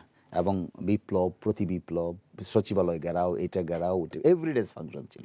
এবং এগুলো মোকাবেলা করতে গিয়ে আমি এক জায়গায় স্ট্যাটিস্টিক্স দেখলাম, প্রায় 142টা ঘটনা তারা এরকম মোকাবেলা করেছে। হঠাৎ করে প্রধান উপদেষ্টার বাসভবন ঘেরাও, সচিবালয় কিন্তু ঘেরাও, প্রধান উপদেষ্টা আনসাররা ঘেরাও। বাসভবন ঘেরাও, তখন প্রধান উপদেষ্টা ঠান্ডা পানির ব্যবস্থা করেছেন, স্প্রের ব্যবস্থা করেছেন পানির। হ্যাঁ, তো ওটা এখানে ইস্যু না। ইস্যুটা কি? ইস্যুটা হলো একটা বিপ্লবোত্তর পরিস্থিতি যে সমস্ত প্রধান উপদেষ্টার মানে তখন তার যেটা করা উচিত ছিল তিনি এটা প্রতিহত করতে পারতেন। Let me answer. জি। এবং এগুলো দেখবেন আপনি যে সমস্ত দেশে একটা মাস আপসার্জ হয়, ওই সমস্ত দেশের সঙ্গে মিল করে দেখবেন আপনি। মাস আপসার্জ আমাদের দেশে যা হয়েছে এই সমস্ত পৃথিবীর বিভিন্ন জায়গায় হয়নি। এগুলো ফ্রান্সে হয়েছে, এগুলো মিশরে হয়েছে, এগুলো ইরানে হয়েছে। তার সাবসিকুয়েন্ট পরিস্থিতিটা মোকাবেলা করতে কি পরিমাণ হিমশিম খেয়েছে ওই দেশের অ্যাডমিনিস্ট্রেশনগুলো, এগুলোর কম্পারেটিভ স্টাডি করলে আপনি বুঝতে পারবেন what type of difficult job it was. But however they tried. একটা ভঙ্গুর পুলিশ বাহিনী, পুলিশের বহু লোক তো চাকরিতেই ফিরে নেই, পুলিশের বহু লোক ডাইরেক্ট শুটিংয়ের সঙ্গে জড়িত ছিল, পুলিশের বহু লোক ছাত্রদেরকে হত্যা করেছে, উর্দি পরে হত্যা করেছে, সরাসরি গুলি করে হত্যা করেছে। তাদের মরাল স্ট্রেংথের ব্যাপার আছে না। এইগুলোর হিলিংয়ের জন্য এই পার্টিসিপেন্ট যারা, বোথ পার্টি পার্টিসিপেন্ট যারা ছিল, এই হিলিংয়ের জন্য ইট রিকোয়ার্স টাইম। এই জন্য আমি এটাকে জাস্টিফাই করি না, but everybody is human being. End of the day একটা বিষয় আপনার নজর নিয়ে আসি। পুলিশের আইজিপি আলী হোসেন ফকির তিনি বলেছেন যে 5 আগস্টে আগে পরে পুলিশ হত্যাসহ সব হত্যাকাণ্ডের ঘটনায় আইন অনুযায়ী ব্যবস্থা নেওয়া হবে। একজন আইনজীবী হিসেবে আপনি পুলিশ হত্যার বিচার আসলে চান কিনা একটু? উনি মনে হয়, আমি জানি না উনি কতটুকু কোথায় লেখাপড়া করেছেন। উনি কি সরকারি ইন্ডেমনিটি অধ্যাদেশ দেখেন নাই? 5 আগস্ট কেন্দ্রিক ইন্ডেমনিটি অধ্যাদেশ মনে হয় তিনি পড়েন নাই। 5 আগস্ট কেন্দ্রিক ডেফিনেশন দেওয়া আছে, কোন অপরাধের বিচার হবে, কোন অপরাধের বিচার হবে না। একই সাথে এটাকে আমি দেখলাম বিশেষ কমিটিতে, পার্লামেন্টের বিশেষ কমিটিতে আইনে রূপান্তর করার জন্য প্রস্তাব করেছে। যদি এই পার্টটুকুকে ইন্ডেমনিটি দেওয়া হয় তাহলে এখানে বিচার্য বিষয় হবে না। আর যদি ইন্ডেমনিটি দেওয়া না হয়, দ্যাট কমপ্লিটলি ডিপেন্ডস অন সরকার দল।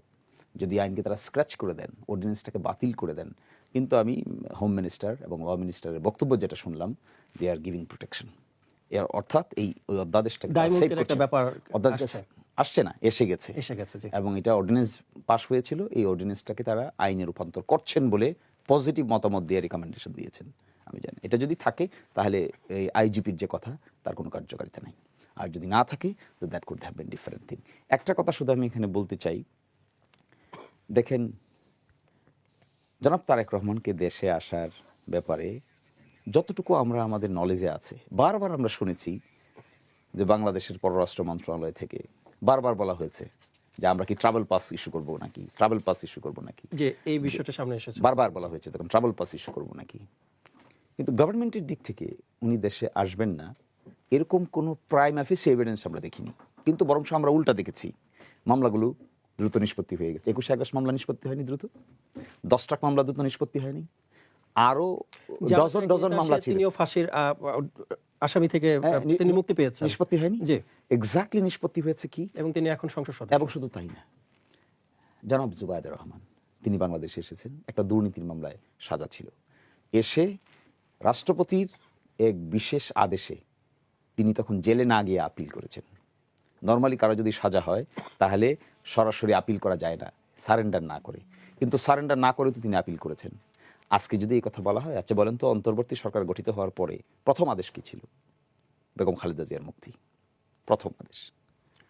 অন্তর্বর্তী এটা যখন 8 আগস্টের কথা, যে বঙ্গভবনে যখন গিয়েছিল সব রাজনৈতিক দল, তখন এই দাবিটা জানানো হয়েছিল। সরকারের ফার্স্ট অ্যাক্ট কি? বেগম খালেদা জিয়ার মুক্তি। কে দিয়েছে? রাষ্ট্রপতির আদেশে। রাষ্ট্রপতি অ্যাডভাইস করেছে কে? প্রাইম মিনিস্টার ছিল না তো। হু অ্যাডভাইস? রাষ্ট্রপতি। আপনি উত্তর পাবেন না খুঁজে, কিন্তু that was the first step.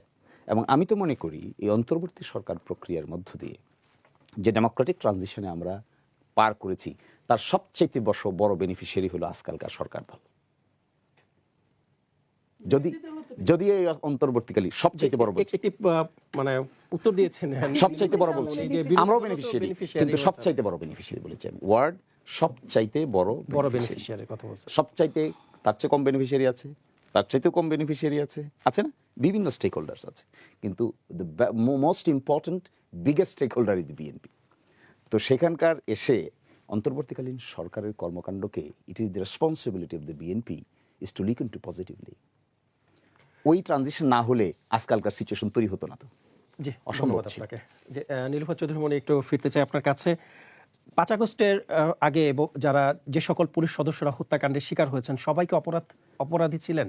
তাদের কি, মানে তাদের পরিবার কি বিচারের আশা করতে পারবে না, এমন মানে দিকে যাচ্ছি কিনা আমরা? এটা বুঝাচ্ছেন 5 আগস্টের আগে 17 বছর, 15.5 বছর, জুলাই 36 দিনের এই জুলাই 36 দিনের কথা, হ্যাঁ, এটাই আসছেন। এটাই আমি, শিশির মনির সাহেব যা বললেন, আমি অনেকটা তার সাথে একমত। ওই সময়টা একটা ভিন্নতর সময় ছিল। অনেকেই যে মারা গেছে, অনেকেই যে আহত হয়েছে, তারা নিজেরাও জানে না কেন আহত হয়েছে, কেন মারা গেছে। বহুদিন কষ্ট, বাবা মার কষ্ট দেখা, দেশের কষ্ট দেখা, সহপাঠীর পরিবারের কষ্ট দেখা, এখান থেকে কিন্তু যে ক্ষোভ, এবং যাদের আমি জুলাইয়ের 36 দিনের কথা যদি আমি ধরি, তাহলে আমি বলবো যে প্রথমে যারা নিহত হলো, এই যে আমি সাইদের যে আশাটা বুক ফুলিয়ে এসেছিল, কেন? পুলিশ তাকে যাই হোক না কেন, যখন আপনি সারেন্ডার করেন তখন কিন্তু আপনার উপর আর কোনো কিছু প্রয়োগ করা ঠিক না। পুলিশ তাকে গুলি করবে না, ওই সাহস, ওইটুকু কিন্তু বিশ্বাসটা তার ছিল। সেই বিশ্বাসটা যখন ভঙ্গ হলো, যেভাবে বিশ্বাসটা ভঙ্গ হলো, সেই বিশ্বাসটা ভঙ্গের জন্য সমস্ত বাংলাদেশ ঝাঁপিয়ে পড়লো। সেই ঝাঁপিয়ে পড়ার পরে পুলিশ যে বিহেভটা করলো, আমি চুলচেরা হিসেব করে কথা বলার চেষ্টা করি, পুলিশ যে বিহেভটা করলো, সেই বিহেভটা রাষ্ট্রের একজন অধস্তন কর্মচারীর কাছ থেকে, রাষ্ট্রের মানে যারা ট্যাক্স প্রয়োগকারী সংস্থা, এটা কোনোভাবেই আশা করতে পারে না। পুলিশ গুলি করলেও পুলিশ পায়ের দিকে গুলি করবে, পুলিশ গুলি করলেও পুলিশ তার আগে লাঠি প্রয়োগ করবে। পুলিশ কখনোই বুক বরাবর গুলি করতে পারে না। পুলিশ যে কাজগুলো করেছে, আমি ওই 36 দিনের হিসাবটা আমি ওইভাবে করতে চাই না, ওইটা রেভলিউশনের মধ্যে আমি ফেলতে চাই। অনেক রেভলিউশনের কোনো বিচার হয় না রেভলিউশনে। কিন্তু তারপরে মবের নামে যে ঘটনাগুলো ঘটেছে, ওটা কিন্তু ঘটনা। কারণ আপনি সরকারকে উৎখাত করেছেন, সরকার পালিয়ে যেতে বাধ্য হয়েছে। সরকারের A to Z, বায়তুল মোকাররমের খতিব থেকে শুরু করে সরকারের প্রথম মানুষটা পর্যন্ত পালিয়েছে। আপনার স্পিকার সংসদের থেকে শুরু করে আপনার প্রধান বিচারপতি পর্যন্ত পালিয়েছে। সেই সময়টা, তারপরে আর মব থাকতে পারে না। এই যে আপনার একটা 32 নাম্বারকে কারণে অকারণে কি আছে 32 নাম্বারের মধ্যে, আপনি বলেন? এটার যে অকারণে এখন পর্যন্ত এটাকে মব বলা হয়। কারণ আপনি যখন হাত তুললেন, একজন লোক পালিয়ে যাওয়া মানেই তো হাত তোলা, সর্বোচ্চ হাত তোলা।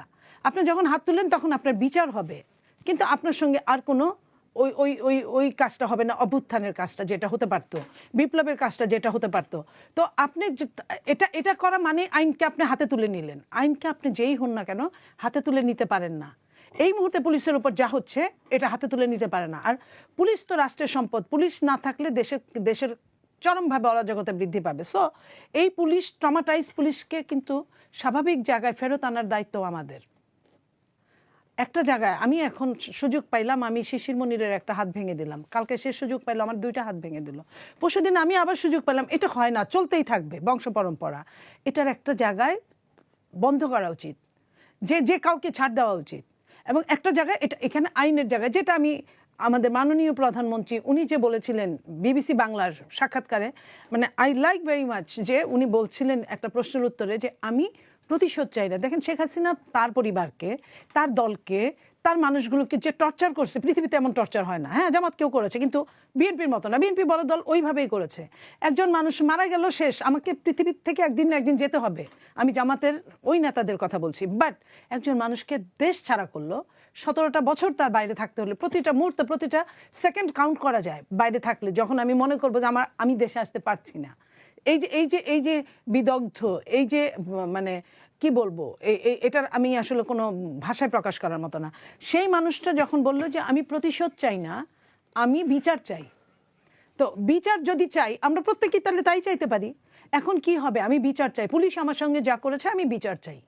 পুলিশ, আমি যদি আশুলিয়ায় ওইখানে যাই, ওইখানে কে কে ছিল, তারা কে কে বেঁচে আছে, তাদেরকে জবাবদিহি করতে হবে। সে ছুটিতে ছিল না, সে কাজে ছিল।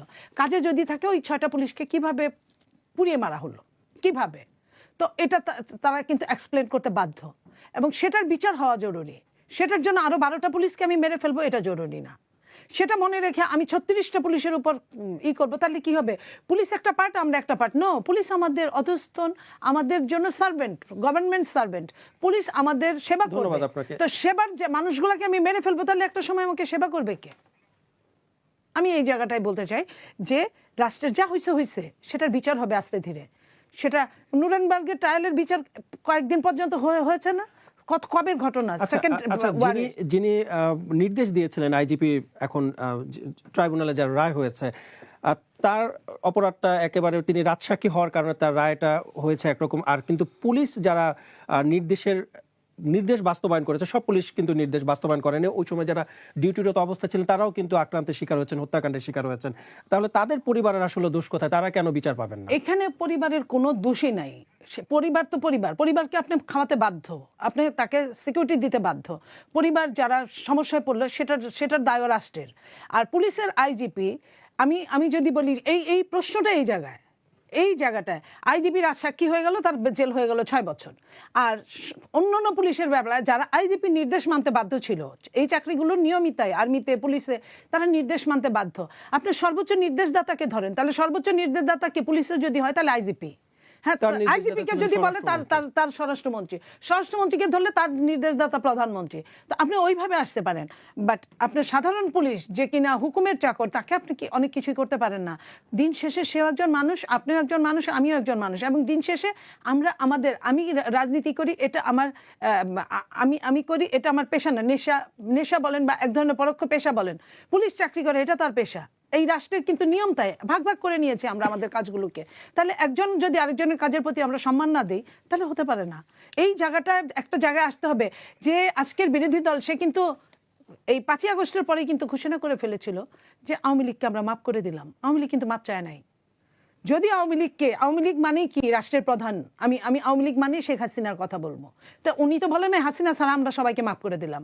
উনি আওয়ামী লীগকে মাফ করা মানে আমি ধরবো সর্বোচ্চ শেখ হাসিনাকে মাফ করে দিলাম। তাহলে সে যদি মাপ পায়, তাহলে সাধারণ পুলিশ কেন মাপ পাবে না? পুলিশ তো তার চাকর ছিল, হুকুমের। রাষ্ট্র তো এইভাবেই গড়া। রাষ্ট্র তো এখানে কোনো আইনের শাসন ছিল না, কখনোই না।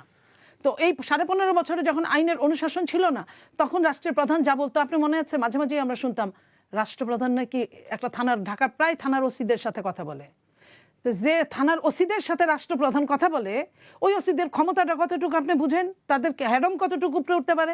তারা তো কারো ধরে আনতে বললেই খুন করে আনবে। এটাই স্বাভাবিক ব্যাপার। তো সেই জায়গায় আপনি তাদের বিচার করবেন। তার বিচার করার আগে তো যার বিচার করা দরকার, আপনি তারা কিন্তু অটো ক্ষমা করে দিচ্ছেন। এই জায়গাটায় রাজনীতিবিদদের কোথায় থামতে হবে আর কোথায় বলতে হবে, এই জায়গাটাই তারা ভুলে যায়। আমি কিন্তু এটার মানে এই না যে শুধু বিরোধী দলকে বলছি, যুগে যুগে আমরা এটা দেখেছি। ধন্যবাদ আপনাকে। জনাব শামীম হায়দার পাটোয়ারি, আপনার কাছে একটু আসতে চাই, রাজনীতিবিদদের আসলে কোথায় থামা উচিত এবং কোথায় থামা উচিত না? বাংলাদেশের মতো দেশে একটাই জিনিস এনশিওর করা উচিত, যে নির্বাচন যেন কেউ নিয়ন্ত্রণ করতে না পারে। কারণ ওই যে নির্বাচন নিয়ন্ত্রণ করে ফেলে, তখন প্রশাসন, পুলিশ সব তার সাথে থেকে যায়, অটোমেটিক সে টাইরেন্ট হয়ে যায়। পুলিশ হত্যার বিচারের বিষয়ে আইজিপি সাহেব যে কথা বলেছেন, এটা উনি বাস্তবায়ন করতে পারবে না। বিএনপি পুলিশ হত্যার বিচার করতে পারবে না, এটা সম্ভব না। কারণ বিএনপি যে আন্দোলনের সুফলের কারণে ক্ষমতায় আসছে এতদিন পর, সেই আন্দোলনের বিচার কিভাবে করবে? মানে আপনার কাছে আসলে কেন মনে হলো যে পুলিশ হত্যার বিচার করতে পারবে না? মানে এটা পলিটিক্যালি বলছি, মানে বিএনপির পক্ষে পলিটিক্যালি এটা সম্ভব না। যেটা প্রতিষ্ঠা আইনজীবী শিশিরমণি সাহেবও বললেন, যে ইন্ডেমনিটি অর্ডিন্যান্সটা পাশ করা হয়েছিল, এটা বিএনপি ওন করেছে, সংসদে এটা রেটিফাই হচ্ছে।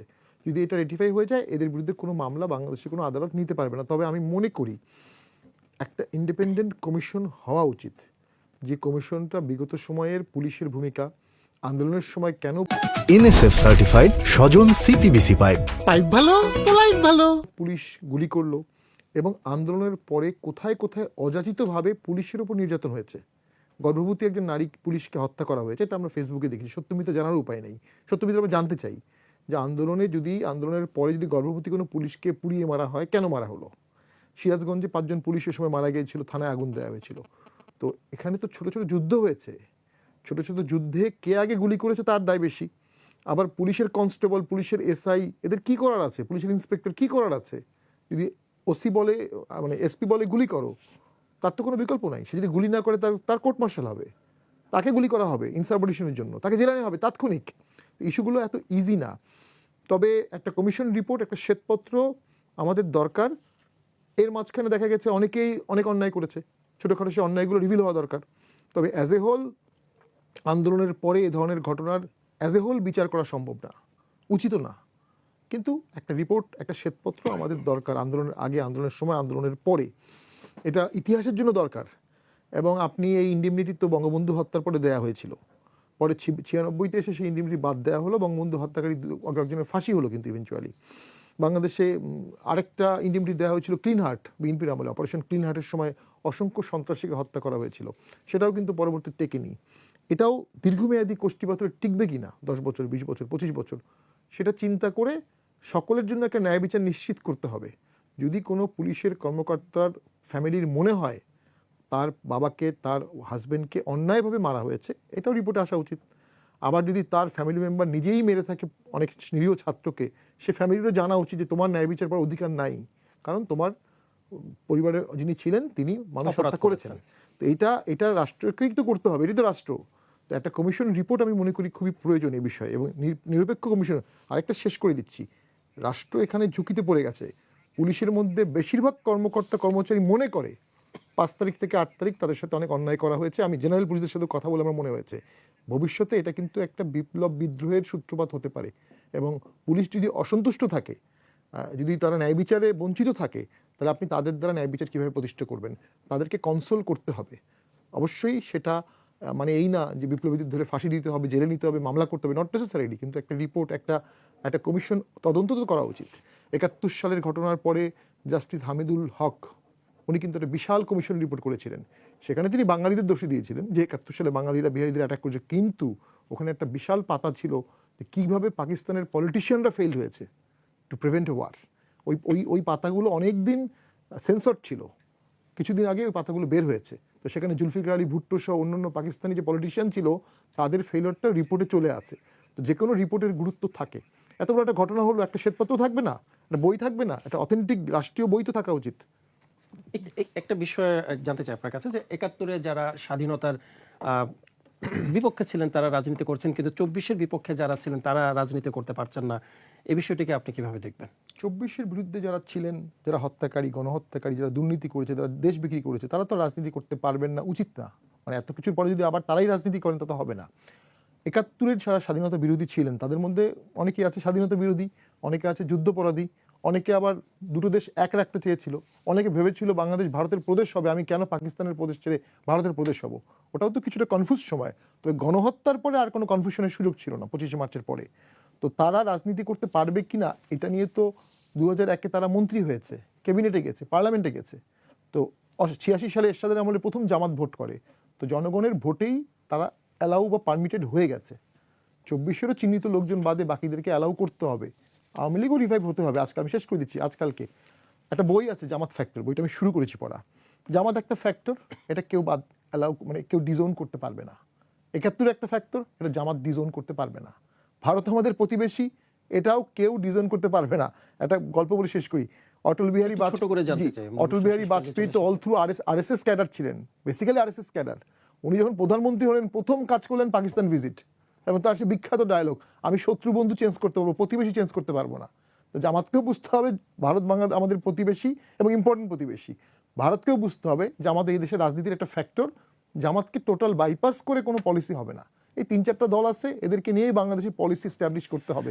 এই ডকুমেন্টটা এখন একটু ছোট করে জানতে চাই যে বর্তমান ও ভবিষ্যৎ প্রজন্মের কাছে স্বাধীনতার মূল্য তাৎপর্য তুলে ধরতে 71কে বোঝা অত্যন্ত জরুরি। প্রধানমন্ত্রী তারেক রহমান এমন কথা বলেছেন। 25শে মার্চ গণহত্যার কথা তুলে ধরে তিনি তার বক্তব্যে এমন কথা বলেন। যদি 25শে মার্চ সম্পর্কে আপনার কাছে জানতে চাই তাহলে কোন বিষয়টিকে আপনি সামনে নিয়ে আসবেন? দেখুন, ওখানে ওই বক্তব্যে জনাব তারেক যে একটা কথা বলেছেন যে সেই সময় পলিটিশিয়ানরা কেন গণহত্যাটা অ্যালাউ করলো, তাই না? দেখুন, এটা তো ওই সময়ও পাকিস্তান ছিল বাংলাদেশ, 26 সাল তারিখ পর্যন্ত পাকিস্তান ছিল। পাকিস্তান বিপুল পরিমাণ সেনা সদস্য প্লেনে নিয়ে আসছে, আর বিপুল পরিমাণ পাকিস্তানি সোলজারের স্ত্রীদেরকে, কন্যাদেরকে, পুত্রদেরকে পশ্চিম পাকিস্তানে পাঠিয়ে দিয়েছে। তো বঙ্গবন্ধু এটা যে বুঝতেছিলেন না তা না, কিন্তু উনি যদি 24 তারিখে স্বাধীনতা ঘোষণা করেন তাহলে he will be treated as a secessionist movement নেতা। তখন পাকিস্তানের গণহত্যাটা জাস্টিফাইড হতো। 25 তারিখের গণহত্যা, প্রথম স্ট্রাইক পাকিস্তান করার কারণে 26-27 তারিখে আমাদের সমস্ত কাজ লিগাল হয়ে গেছে। সো সেই সময় পূর্ব পাকিস্তানের বা বাংলাদেশের রাজনীতিবিদরা ওয়েট করছিল ফার্স্ট স্ট্রাইকটা পশ্চিম পাকিস্তানিরা করুক। ফার্স্ট স্ট্রাইক পশ্চিম পাকিস্তানিরা করেছে বলে আমরা স্বাধীন হয়েছি। ধন্যবাদ যদি আপনাকে। আমরা ফার্স্ট স্ট্রাইক করতাম তাহলে আমরা স্বাধীন হতে পারতাম না। ধন্যবাদ আপনাকে জনাব শিশির মনির। আপনার কাছে একটু একটা প্রশ্ন রাখতে চাই এবং সর্বশেষ কোশ্চেন, সেটি হচ্ছে জনাব নীলুফার চৌধুরী মনি উনি একটি প্রশ্ন করেছেন যে আওয়ামী লীগ যদি মাপ পেতে পারে তাহলে সাধারণ পুলিশ সদস্যরা তারা কেন তখন মাপ পেলেন না? এবং তিনি আরেকটি প্রশ্ন রেখেছেন যে কি আছে ধানমন্ডির 32 নম্বরে? আমি আপনাকে বলছি, এটা আমি নোট করেছি, আপনি না বললেও আমি বলতাম যে তিনি হয়তো আমাদের যে দলের আমির ডক্টর শফিকুর রহমানের একটা উক্তির কথা বলেছেন আর কি। উক্তিটা কিন্তু পরবর্তীতে উনি চেঞ্জও করেছেন, পরের দিনই আপনি দেখবেন। সেখানে উনি বলেছেন যে যারা অপরাধ করেছেন, যারা অপরাধের সঙ্গে জড়িত, তাদের আইন অনুযায়ী বিচার হবে। কে অপরাধ করেছেন, কে অপরাধ করেন নাই, সেটা মাপ করার দায় দায়িত্ব তো কোনো একটা ব্যক্তি নিতে পারে না। Offence will be particularly tried. এটা আমি করলেও ট্রাইড হবে, আপনি করলেও ট্রাইড হবে, আমার শামীম ভাই করলেও ট্রাইড হবে, আপা করলেও ট্রাইড হবে।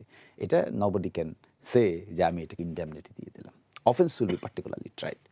তবে এই রাজনৈতিক রেটরিকটা পরের দিনই উনি কারেকশন করে আরেকটা বক্তব্য দিয়েছেন, ক্লারিফাই করে, ফলে আর এটা নিয়ে আর কোনো কথা থাকছে না। সেকেন্ড, আমি তেলের ব্যাপারটা একটু বলতে চাই। আপা বলেছিলেন আমাদের দেশে একটা অ্যাপ্রোচ আছে, আমরা প্রবলেমকে স্বীকার করি না, এটা একটা অ্যাপ্রোচ। এতে কিন্তু সকল দলের ভিতরে আছে। It's not right approach. যখন আপনি দেখবেন একটা প্রবলেম হচ্ছে, ইউ অ্যাডমিট ইট। সলভ করার জন্য ফার্স্ট স্টেপ হলো অ্যাডমিট ইট। সেকেন্ড হলো অ্যাডমিশন দেওয়ার পরে আপনি স্ট্র্যাটেজি বাইর করবেন হাউ টু সলভ ইট। এখন যদি আমি বলি সমস্যা নাই, তাহলে সমাধান করবেন কি? নাই তো। এই জন্য সরকারের এই অ্যাপ্রোচটা আমার কাছে ভালো লাগে নাই। আমরা সরকারের ক্রিয়েটিভ অ্যাপ্রোচ দেখতে চাই। আরেকটি বিষয় তাহলে আমি একটু এবং এই অ্যাপ্রোচটা স্থানীয় সরকার মন্ত্রী, আমি বলছি আপনাকে, তেলের ক্ষেত্রে যেটা হওয়া উচিত ছিল, government should have admitted yes there is a crisis, তো লেটস সিট টুগেদার।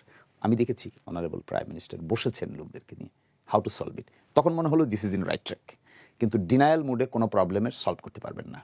জনগণ যেই প্রবলেম ফেস করছে, জনগণ তো বুঝতেছে। আপনি অনেকগুলো প্রশ্ন করেছেন চাপাকে, বারবার ঘুরে ফিরে বারবার প্রশ্ন করেছেন। তার মানে আপনিও সাফারার, আমিও সাফারার, এটা আসলে সবাই সবাই। হ্যাঁ, আমি আরেকটা বিষয় এই জন্য ইনভলভ করে ডিসিশনটা একটু জানতে চাই যে স্থানীয় সরকার মন্ত্রী তিনি কিন্তু বলেছিলেন যে অচিরেই তেলের সংকট তৈরি হবে, নিত্যপণ্যের দাম বেড়ে যাবে।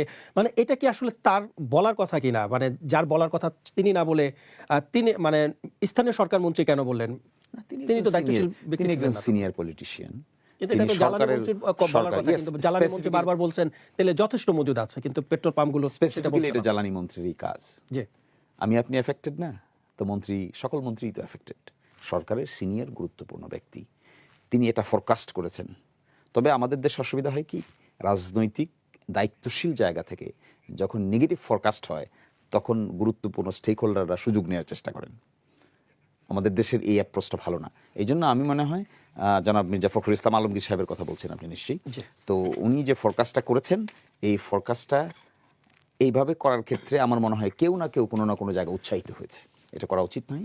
তবে আমি মনে করি তেলের দায়িত্বে যিনি আছেন জ্বালানি খনিজ সম্পদ মন্ত্রণালয়ের, উনি এটাকে অ্যাপ্রোচটাকে ডিল করবেন পজিটিভ ওয়েতে, নট নেগেটিভ ওয়েতে। আমরা যারা স্টেক হোল্ডার আছি আমাদেরকেও ইনক্লুড করবেন হাউ টু সলভ ইট।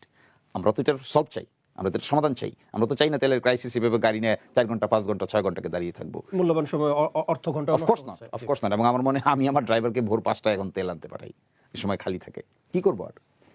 একটা বিষয় আপনার কাছে প্রশ্ন রেখে আমরা অনুষ্ঠান শেষ করে দিব, সেটি হচ্ছে শামীম হায়দার পাটোয়ারি তাকেও প্রশ্ন করেছিলাম, আপনাকেও প্রশ্ন করি। সেটি হচ্ছে 71-এর পরাজিত শক্তিরা রাজনীতি করতে পারছে, তাহলে 24-এর পরাজিত শক্তিরা কেন নয়?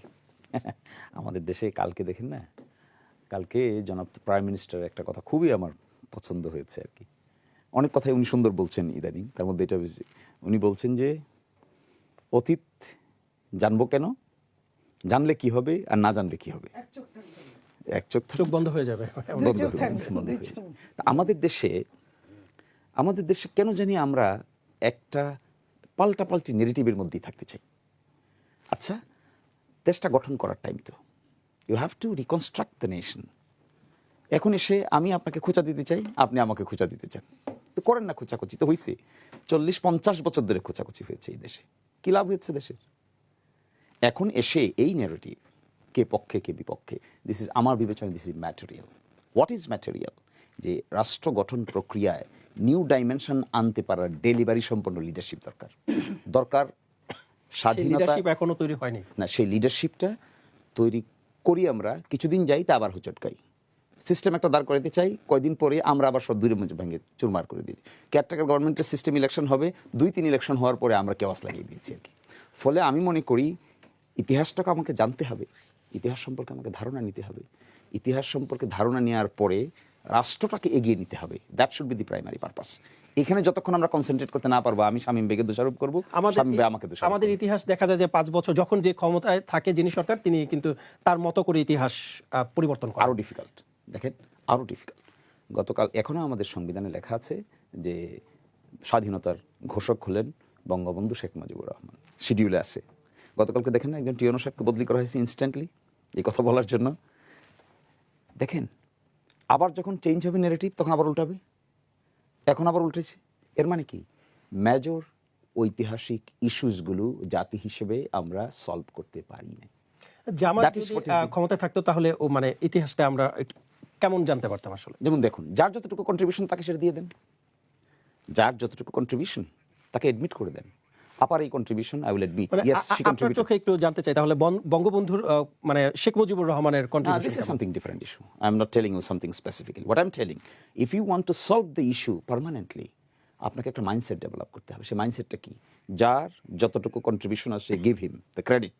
শামীম ভাই যে কথা একটু আগে আমরা আলাপ করতেছিলাম, যে একদিন ওনার পার্লামেন্টে একটা বক্তব্য শুনে I was very inspired as an young lawyer. আমরা এগুলো শুনে রিয়েলি আই ওপেনিং। তো এই contribution he contributed, I have to admit it যে হি কন্ট্রিবিউটেড। নীলুফার আপা কত সুন্দর করে বলেন, কিছু নাই থেকে নতুন কিছু বানিয়ে ফেলেন। So that is what is her contribution, I have to admit it. কি বললেন আপনি? কিছু নাই বানিয়ে ফেলে আর কিছু নাইতে মানে আর্গুমেন্ট সুন্দর করে করেন। আউট অফ শুনেন, আমাদের এখানে এক আইনজীবী বলতেন, একজন আইনজীবী ছিলেন আমার লানের সিনিয়র খন্দকার মাহবুব হোসেন, বলতেন যে out of nothing something create করাটা হলো উকিলের সাংঘাতিক ক্যাপাসিটি। আমরা খালি চোখে দেখি, আরে না এখানে আর্গুমেন্ট করার কিছুই নেই, খুব একেবারে স্পেসিফিক এলিগেশন, মার্ডার করে দিচ্ছে। কিন্তু একটা ক্রিয়েটিভ লয়ার কি করে, এর মধ্য থেকে ইন বিটুইন লাইন পরে একটা নতুন আর্গুমেন্ট বিল্ড আপ করে। এই সেন্সে আমি আপাকে বলেছি যে উনি যে একটা আর্গুমেন্ট সুন্দর করে উপস্থাপন করেন, এই উপস্থাপন করাটার ইট ইজ হার কন্ট্রিবিউশন। কিন্তু আমরা দেখেন কে ঘোষণা করেছে, কে আগে করেছে, কে কার নামে করেছে, ডাইরেক্ট করেছে কিনা, রেডিওতে শুনেছে কিনা। Hi 54 years still we are debating, 56 এখন 56 বছরে পার। still we are debating. কালকে দেখেন না আমাদের সালাউদ্দিন সাহেব বলেছেন, প্রথম এটি এইভাবে করেছেন, পরে আবার উনি অমুকের পক্ষ হয়ে এইভাবে করেছেন। তিনি এটাও বলেছেন যে 71-কে সবার আগে রাখা হবে, 71-এর সাথে অন্য কোনো কিছু সবার পিছনে পাশে রাখা রাখছে কে? হবে না। কিন্তু আমরা অভিযোগ যেটা শুনতে পাচ্ছি যে 24-কে দিয়ে 71-কে মুছে দেওয়ার একটা চেষ্টা করা হচ্ছে, এমন What? অভিযোগ এই পলিটিক্সকে কি বলে জানেন? এই পলিটিক্সকে বলে পলিটিক্স অফ ন্যারেটিভস। আমি আপনার বিরুদ্ধে ন্যারেটিভ তৈরি করব, আপনি আমার বিরুদ্ধে ন্যারেটিভ তৈরি করবেন। What is the future of the nation? এখন কি ন্যারেটিভ তৈরি করার স্টাইল প্রসেস করেছি তো 56 years, how ultimately we received. এখন ফিউচারের দিকে তাকানো দরকার। আমার বিশ্বাস প্রাইম মিনিস্টারের যে অ্যাপ্রোচ আমি দেখছি, অনারেবল প্রাইম মিনিস্টারের যে একটা অ্যাপ্রোচ দেখা যাচ্ছে, সামহাও হি উইল ট্রাই একটু জানতে চাই যে to create something new. Awami লীগের রাজনীতির অধিকার আওয়ামী লীগ ফিরে পাক এমনটা আপনার চান কিনা, অথবা কোন প্রক্রিয়ার মধ্য দিয়ে তারা রাজনীতির অধিকার ফিরে পাক সেটা আপনার চান?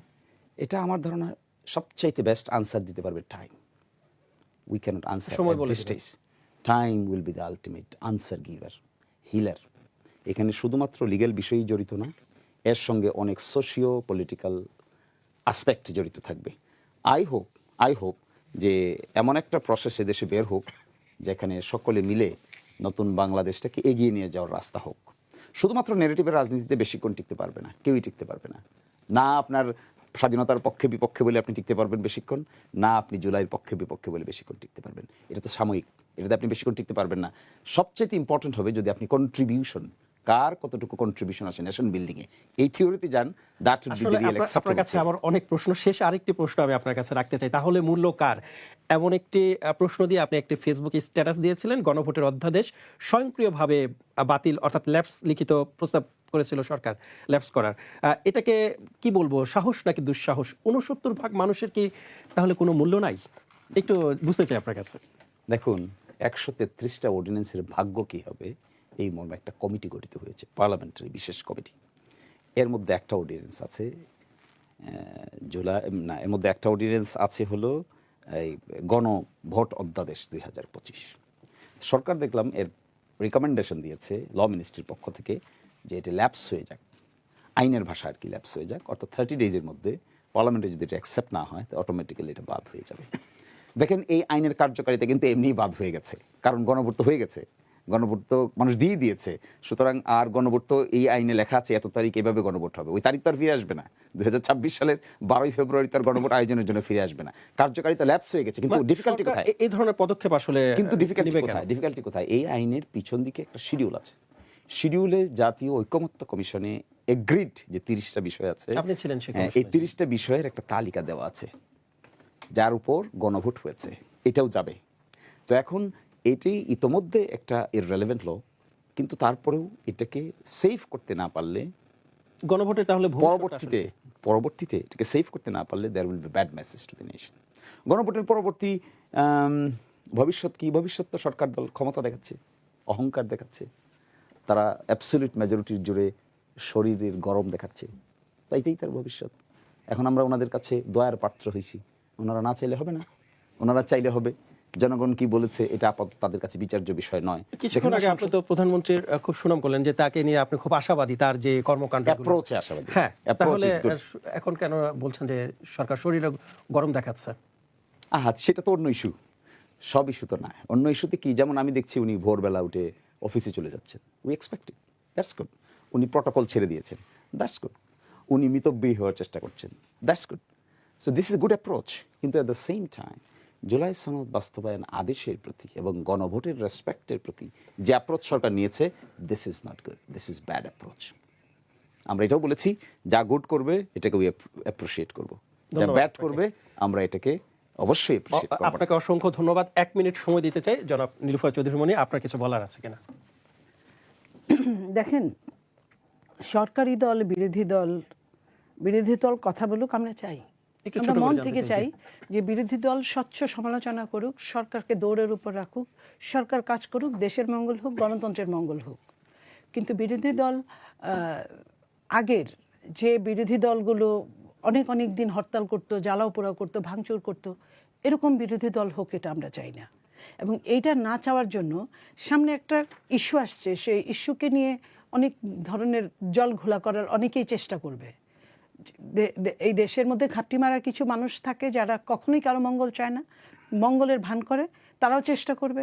এবং বিরোধী দল যদি করে, আমি মনে করব এই গণতন্ত্রটা যে পাওয়া, এটা প্রত্যেকের, যারা এখন আছে প্রত্যেকের ভীষণ কষ্টার্জিত গণতন্ত্র। কারো জীবন গেছে, কারো রক্ত গেছে, কারো সব কিছু গেছে। এই কষ্টার্জিত গণতন্ত্র আরেকজন এসে ফায়দা নিক, আরেকজন এসে ডিপ স্টেট বলুক, ডিপ স্টেট তার কার্যক্রম চালু রাখুক, এটা আমরা চাই না। আমরা চাই না। আমরা একটা ভালো বাংলাদেশকে ভালো করার জন্য দিন শেষে যেন বিরোধী দল এই চিন্তাটা করে, কারণ বিরোধী দলের একজন দায়িত্বশীল ব্যক্তি আমার সাথে এই চিন্তাটা যেন করে, এই দেশটা আমাদের, এই দেশটা দিন শেষে আমাদের এবং একটা সরকারি দলের থেকে আমি যেমন টকশো করতাম বহু বছর, আমি এখন কথা খুঁজে পাই না, কারণ সরকারি দলের কথা খুঁজে পাওয়া যায় না। বিরোধী দল কথা বলবে, আমরা চাই আমাদের বলুক, আমাদের শানিত করুক, আমাদের কাছ থেকে যে তারা আমরাও চাই বিরোধী দেশের দল কাজ তার আদায় করে নিক। দায়িত্বশীল সমালোচনা করুক সরকারের, তাহলে অনেক কিছু আসলে সমাধান এর মধ্যে চলে আসবে। আপনাদের অসংখ্য ধন্যবাদ, মূল্যবান